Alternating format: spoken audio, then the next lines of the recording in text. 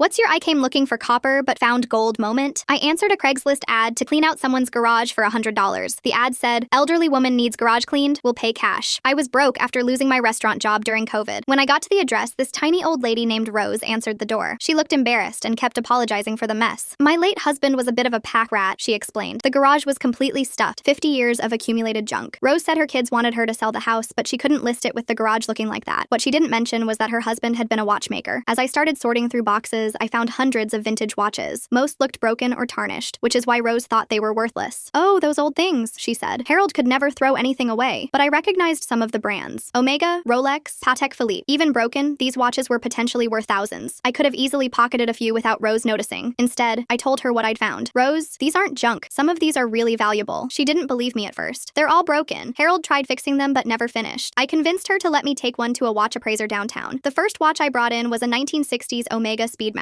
This is worth at least $3,000 restored, the appraiser said. When I told Rose, she started crying. Harold always said his watches would be worth something someday. We spent the next week cataloging everything. Rose insisted on giving me 50% of whatever we made. You could have stolen these and I'd never have known. The collection ended up being worth $180,000. My half was $90,000. More money than I'd ever seen in my life. But Rose's reaction was even better. She called her kids who'd been pressuring her to sell the house. I don't need to sell anymore, she told them. Harold's watches saved me. Rose used her money to renovate the house and stay independent. I used mine to open my own watch repair shop. Rose became my first customer and biggest supporter. She'd bring me coffee and tell everyone about her business partner. 6 months later, Rose introduced me to her granddaughter, Sarah. You two are both single, and you both love old things, she said with a wink. Sarah was a vintage clothing dealer who appreciated craftsmanship. We started dating, bonded over our love of restoration work. A year later, Sarah and I got engaged. Rose insisted on hosting our engagement party in her backyard. This all started in my garage, she said during her toast. Sometimes God puts the right people in the right place. At the party, Sarah pulled me aside. My grandmother never told you the whole story, she said. What do you mean? Grandpa Harold left detailed notes about every watch in that collection. He knew exactly what they were worth. I was confused. Then why did Rose think they were junk? Because she was testing you. Sarah showed me a letter Harold had written to Rose before he died. The watches are Rose's insurance policy, but only give them to someone who proves they're trustworthy. Rose had been running a character test the whole time. She'd put those watches in the garage deliberately, mixed with actual junk. She was waiting for someone honest enough to tell her what they'd found. 3 other people cleaned that garage before you, Sarah said. All of them stole watches and said they found nothing valuable. Rose had been replacing the stolen watches with replicas, waiting for the right person. When I told her about the collection instead of stealing it, she knew I was the one. Grandpa always said the watches would find their way to the right person. Rose walked over and hugged me. Harold would have loved you, she whispered. You passed his test. I went looking for $100 to clean a garage. I found a business, a fortune, a wife, and a grandmother. Sometimes the best treasures aren't hidden in the junk. They're hidden in the people who trust you with their junk. Rose still stops by my shop every week. She brings cookies and tells customers about the day we found gold together.